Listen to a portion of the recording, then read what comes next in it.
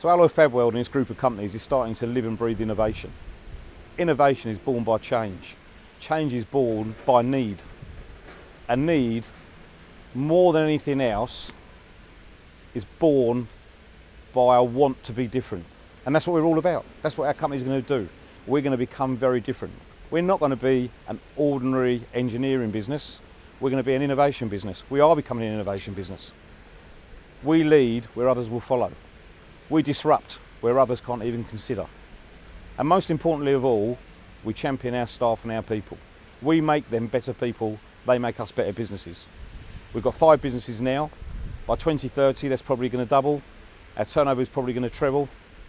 And we're going to be doing things at the forefront of construction engineering in the UK. And we're going to take our clients on a journey, a challenging journey, because we're going to challenge our clients. We're going to make our clients think differently.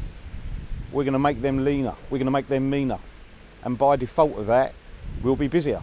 So Alloy Fabweld and this group of companies are going to work together as we go through the 2020s, and we're going to come towards the end of the 2020s being one of the stronger engineering, manufacturing businesses in the UK and probably in Europe too.